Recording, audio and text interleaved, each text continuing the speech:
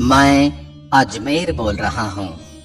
वैदिक और पौराणिक काल का अजमेर और मध्ययुगीन काल का सफादलक्ष राज्य की राजधानी। मैं वही अजमेर हूँ जहाँ ख्वाजा मोइनुद्दीन हसन चिश्ती की दरगाह है। वहीं 14 किलोमीटर की दूरी पर पुष्कर में ब्रह्म जी का भारत का इकलौता मंदिर है, जिसके कारण मेरे यहाँ दो संस्कृतियों का समन्वय होता है। आज मैं सिर्फ मोइनुद्दीन चिश्ती की दरगाह के कारण विश्वविख्यात हूँ, लेकिन इसके अलावा भी मेरा काफी स्वर्णिम इतिहास रहा है। मैं वही हूँ जिसकी गोद में पृथ्वीराज चौहान जैसे वीर खेले। वही पृथ्वीराज चौहान जिन्होंने विदेशी आक्रांता मोहम्मद गोरी को 16 बार युद्ध में पराजित किया और 17वीं बार हार जाने और बंदी बनाए जाने के बावजूद शब्दवीरी बाण से उसका संहार किया। मैं वही हूँ जहाँ पृथ्वीराज राजरासों के रचयिता महान लेखक चंद्रप्रदाय ने जन्म लिया। मैंने अपने जीवन काल में कई शासन काल और उनका पतन होते देखा। 7वीं शताब्दी में राजा अजयपाल चौहान ने मेरी स्थापना अजय मेरू के नाम से की थी। 12वीं सदी के अंत तक मैं चौहान वंश का केंद्र था। मैं जयपुर के दक्षिणी पश्चिम में बसा हुआ शहर हूँ और यहाँ अनेक राजवंशों का शासन रह चुका है। 1193 में मोहम्मद गोरी के आक्रमण तथा पृथ्वीराज चौहान के पराजय के बाद मुगलों ने अजमेर को अपना इष्ट स्थान माना। सूफी संत ख्वाजा मोइनुद्दीन चिश्ती को गरीब नवाज के नाम से जाना जाता है और मेरे यहाँ उनकी बहुत सुंदर तथा विशाल दरगाह है। प्रत्येक वर्ष ख्वाजा के उर्स यानी पुण्यतिथि के अवसर पर लाखों श्रद्धालु शिरकत करते हैं। मुझे शैक्षणिक स्तर पर भी उच्च स्थानों में माना जाता है। मेरे यहाँ पर अंग्रेजों द्वारा स्थापित मेयो कॉलेज विश्वविख्यात है। अब बात करेंगे सुंदर और आकर्षित दिखने वाली आना सागर झील। यह एक कृत्रिम झील है जिसे 1135 से 1150 ईस्वी के बीच राजा अजयपाल चौहान के पुत्र अरुणराज चौहान ने बनवाया था। इन्हें अन्ना जी के नाम से भी पुकारा जाता है तथा इन्हीं के नाम पर आना सागर झील का नाम भी रखा गया है। इसके निकट आना सागर बारादरी मेरे यहाँ स्थित है। आना सागर झील के दक्षिण पूर्व में आना सागर के किनारे पर अति सुंदर सफेद संगमरमर के मंडप बने हुए हैं जो बारादरी कहलाते हैं। यह एक मुगल कालीन स्थापत्य कला का जो कि जल निकाय से चारों ओर से घिरा हुआ महसूस होता है तथा यह बगीचों की हरियाली और सुंदरता से भरपूर स्थल है। इन मंडपों का इतिहास बड़ा ही गौरवशाली है। यह बगीचों के बीच आनंद से भरपूर एक हिस्सा है जिसे दौलत बाग का नाम दिया गया है, जो मुगल बादशाह शाहजहां और जहांगीर द्वारा बनवाया गया था। आना सागर की बारादरी एक सुरम्य और शांतिपूर्ण स्थल है जहां बैठकर आप इन सुंदर मंडपों की ओर आसपास के सुखमय वातावरण की प्रशंसा अवश्य करेंगे। साथ ही आपके मन को भी बड़ी शांति महसूस होगी। अब बात करते हैं मेयो कॉलेज के। भारतीय राजघरानों के बच्चों के लिए यह बोर्डिंग स्कूल हुआ करता था। अंग्रेजों के समय में रिचर्ड बार्क द्वारा 1875 ईस्वी में मेयो कॉलेज की स्थापना की गई तथा मेयो कॉलेज नाम दिया गया। इस भवन का स्थापत्य इंडो सॉर्सेनिक यानी भारतीय तथा अरबी शैली का अतुलनीय उदाहरण है। संगमरमर से निर्मित यह भवन अत्यंत आकर्षक है। अब नंबर आता है तारागढ़ किले के प्रवेश द्वार का। तारागढ़ किले का यह भव्य शानदार मुख्य प्रवेश द्वार है जो कि एक पहाड़ी की चोटी पर बना हुआ है। तारागढ़ के मुख्य प्रवेश द्वार के दोनों तरफ मजबूत विशाल रक्षक चौकियों में रूप में 2 शक्तिशाली पहरेदारों के कमरे हैं जो कि 2 विशालकाय पत्थरों के हाथियों से सजे हुए हैं। किसी जमाने में बेहद शानदार रहे इस भव्य किले की मुख्य विशेषता इसमें बनाए गए पानी के कृत्रिम जलाशय तथा भीम बुर्ज, जिन पर गर्भ गुंजम नामक तोप निगरानी करती थी।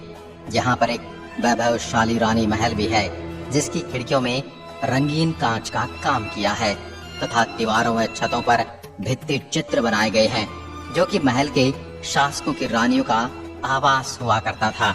ये सब जगह कुछ तारागढ़ किले को राजपुताना के वास्तुशिल्प का एक अतुलनीय और बेमिसाल उदाहरण बनाता है। किशनगढ़ का किला। राजस्थान के किशनगढ़ कस्बे में किशनगढ़ का भव्य किला स्थित है।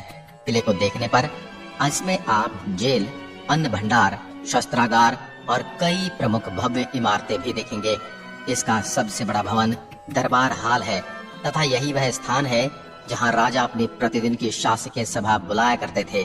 और जब हम किले के अंदर स्थित सर्वाधिक आकर्षक महल की बात करते हैं तो वो है फूल महल, जो कि राठौड़ वंश के शासकों के वैभव को प्रदर्शित करता है तथा इसकी दीवारों को राजसी शैली में भव्य और सुंदर भित्ति चित्रों तथा बेहतरीन कलाकारी से सजाया गया है। किले के साथ साथ यहाँ पर कुछ झीलें हैं, जिसे गुंडूलाव तालाब और हमीर सागर, जो कि यहाँ के बड़े पिकनिक स्थल हैं। यहाँ आप इतिहास को दोबारा देखना चाहते हैं तो राजस्थान में आने पर आपको किशनगढ़ का किला अवश्य देखना चाहिए। 2.5 दिन का झोपड़ा। अब राजस्थान में और इतिहास में ये पढ़ाया जाता है कि इसको 2.5 दिन में बनाया गया था, इस वजह से इसको 2.5 दिन का झोपड़ा कहा जाता है। लेकिन ये सच्चाई नहीं है। वास्तविक सच्चाई क्या है मैं बताता हूँ। मूल रूप से 2.5 दिन का झोपड़ा कहलाने वाली इमारत एक संस्कृत महाविद्यालय था, परंतु 1198 ईस्वी में सुल्तान मोहम्मद गोरी ने इसे मस्जिद में तब्दील करवा दिया। हिंदू व इस्लामिक स्थापत्य कला के इस नमूने को 1213 ईस्वी में सुल्तान इल्तुतमिश ने और ज्यादा सुशोभित किया। इसका यह नाम पड़ने के पीछे एक किंवदंती है कि इस इमारत को मंदिर से मस्जिद में तब्दील करने में सिर्फ 2.5 दिन लगे थे, इसलिए इसका नाम 2.5 दिन का झोपड़ा पड़ गया। मराठा काल में यहाँ पंजाब शाह बाबा का 2.5 दिन का उर्स भी होता था, इसलिए इसका नाम 2.5 दिन का झोपड़ा पड़ा। पृथ्वीराज स्मारक। पृथ्वीराज स्मारक बहादुर राजपूत सेना प्रमुख पृथ्वीराज चौहान तृतीय की स्मृति तथा सम्मान में बनवाया गया स्मृति स्मारक है। 12वीं शताब्दी में चौहान वंश के अंतिम शासक, जिन्होंने अजमेर और दिल्ली की 2 राजधानियों पर शासन किया था, उनके भक्ति भाव और साहस का प्रतीक है ये स्मारक। इस स्मारक में पृथ्वीराज चौहान तृतीय की मूर्तियां और उनके घोड़े पर बैठे हुए उन्हें दर्शाया गया है, जो कि काले पत्थर से निर्मित हैं। इनके घोड़े के अलग दोनों पैर के खुर सामने ऊपर की तरफ हवा में उठे हुए हैं। इसे देखकर ऐसा प्रतीत होता है जैसे घोड़ा पूरे जोश के साथ आगे की तरफ बढ़ने वाला है। यह स्मारक एक पहाड़ी के ऊपर स्थित है, जो कि अरावली श्रृंखला से घिरी है तथा यहाँ के दर्शक अजमेर शहर का सुहाना विहंगम दृश्य देख सकते हैं। स्मारक के बराबर में ही एक हरा भरा बगीचा भी है। यहाँ पर्यटक बैठ सकते हैं तथा विश्राम कर सकते हैं। Victoria clock tower. अजमेर एक ऐसा शहर है जहाँ ब्रिटिश राज्य का आधिपत्य तथा ब्रिटिश शासन का बहुत अधिक प्रभाव था। अजमेर शहर में स्थित रेलवे स्टेशन के एकदम सामने की ओर यह शानदार भव्य स्मारक घंटाघर सन 1887 में बनवाया गया था। शहीद स्मारक। शक्तिशाली और बहादुर लोगों के लिए श्रद्धा दर्शन हमेशा से राजस्थान के लोगों की आत्मा में गहराई तक अंतर्निहित रहा है, और यही बात आप मेरे यहाँ भी देख सकते हैं। शहीदों को श्रद्धांजलि अर्पित करने के लिए विभिन्न अवसरों पर यहाँ के स्थानीय लोग तथा स्थानीय प्रशासन के लोग इकट्ठा होते हैं। यह स्मारक रंग बिरंगी रोशनी तथा फव्वारों से सजाया गया है तथा यह सुंदर एवं दर्शनीय है। नारेली जैन मंदिर। जयपुर राष्ट्रीय राजमार्ग पर स्थित श्री ज्ञानोदय जैन तीर्थ के नाम से पहचान रखने वाला यह जैन मंदिर पारंपरिक एवं समकालीन वास्तुकला का उत्तम नमूना है। उसके आसपास 24 लघु देवालय हैं, जो जिनाले के नाम से भी जाने जाते हैं।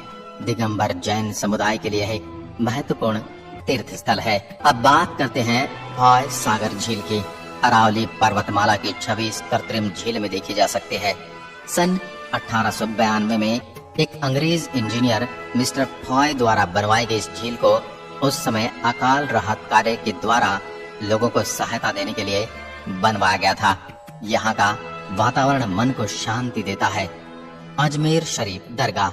अजमेर में सर्वाधिक देशी व विदेशी पर्यटक ख्वाजा मोइनुद्दीन चिश्ती की दरगाह पर मन्नत मांगने तथा मन्नत पूरी होने पर चादर चढ़ाने आते हैं। सभी धर्मों के लोग में ख्वाजा साहब की बड़ी मान्यता है। दरगाह में 3 मुख्य दरवाजे हैं।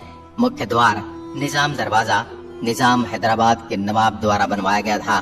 मुगल सम्राट शाहजहां द्वारा बनवाया गया शाहजहां दरवाजा और बुलंद सुल्तान महमूद खिलजी द्वारा बनवाया गया बुलंद दरवाजा। उर्स के दौरान दरगाह पर झंडा चढ़ाने की रस्म के बाद बड़ी देग यानी तांबे का बड़ा कढ़ा, जिसमें 4800 किलो तथा छोटी देग में 2240 किलो खाद्य सामग्री पकाई जाती है, जिसे भक्त लोगों को प्रसाद के तौर पर बांटा जाता है। श्रद्धालु अपनी मनोकामना पूर्ण होने पर भी इन देगों में भोजन पकवाते व बंटवाते हैं। सर्वाधिक आश्चर्य की बात तो ये है कि यहाँ केवल शाकाहारी भोजन ही पकाया जाता है। वैसे तो इस दरगाह को पूजने बहुत से हिंदू लोग भी जाते हैं। अगर बात करें इस दरगाह के पीछे की वास्तविकता की, तो अजमेर शरीफ यानी मोइनुद्दीन चिश्ती की दरगाह की आधिकारिक वेबसाइट ने अपनी पहली सामग्री में लिखा था कि मोइनुद्दीन चिश्ती ने हिंदू राजा के साथ लड़ाई करने के दौरान उसकी हिंदू बेटी का अपहरण कर लिया था और फिर उसका बलात्कार किया, उसे प्रताड़ित कर इस्लाम कबूल करने पर मजबूर कर दिया। इसके बाद मोइनुद्दीन चिश्ती ने उसे अपनी बीवी बना लिया। चिश्ती ने तो उसकी पहचान तक को मिटाकर उसका नाम बीबी अमुतुल्ला कर दिया। वेबसाइट द्वारा दिए गए इस तथ्य पर प्रश्न उठाने के बाद वेबसाइट इस तथ्य को हटाकर दूसरा तथ्य ये पेश करती है कि चिश्ती ने राजा की बेटी से नहीं बल्कि उनकी बहन से शादी करने के लिए उसका नाम बीबी अमुतुल्ला रखा। वेबसाइट ने है दर्शाने का प्रयास किया कि राजा ने अपनी बहन उसे सुपुर्द कर दी, जो साफ साफ मोइनुद्दीन चिश्ती की दरिंदगी को छिपाने का प्रयास दिखाता है, जो मुझे आज भी दुख पहुंचाता है। और ऐसे व्यक्ति के दर्शन करने लोग क्यों जाते हैं, ये भी मेरे मन में एक प्रश्न उठाता है। यदि आप मेरे दर्शन करना चाहते हैं, मेरे तक कैसे पहुँचे, उसके लिए मैं आपको महत्वपूर्ण जानकारी उपलब्ध कराता हूँ। मेरे नजदीक किशनगढ़ में हाल ही में एयरपोर्ट बनाया गया है। यहाँ से उदयपुर के लिए तथा दिल्ली के लिए फ्लाइट शुरू की गई है। जल्दी ही अन्य शहरों के लिए भी फ्लाइट शुरू की जाएंगी। जयपुर के एयरपोर्ट से राष्ट्रीय तथा अंतर्राष्ट्रीय फ्लाइट्स ले सकते हैं। अजमेर के लिए भारत के सभी शहरों से बस व टैक्सी सेवा उपलब्ध है। अजमेर शहर दिल्ली, जयपुर, मारवाड़, अहमदाबाद, मुंबई रेलवे लाइन पर स्थित है। यहाँ से लगभग सभी शहरों के लिए ट्रेन उपलब्ध है, जिससे आप आसानी से मुझ तक पहुँच सकते हैं। मेरे यहाँ पर बोई जाने वाली फसलों में प्रमुख फसलें हैं गेहूँ, मक्का, जौ, बाजरा, ज्वार, मूंगफली, सोयाबीन इत्यादि। मेरी इस मिट्टी ने कई वीर योद्धाओं को जन्म दिया है। आज भारतीय सैनिक के रूप में भारतीय सीमाओं पर पड़ोसी मुल्क से लोहा ले रहे हैं। तो ये था मेरा स्वर्णिम इतिहास और मेरे यहाँ स्थित दर्शनीय स्थल, जो आज भी आपको इतिहास के बारे में जानकारी देते हुए प्रतीत होते हैं। आपको हमारा आज का वीडियो कैसा लगा, हमें कमेंट में लिखकर जरूर बताएं। एक बार फिर मिलता हूँ एक और ऐसे ही शहर के साथ। तब तक के लिए नमस्कार, जय हिंद, जय भारत।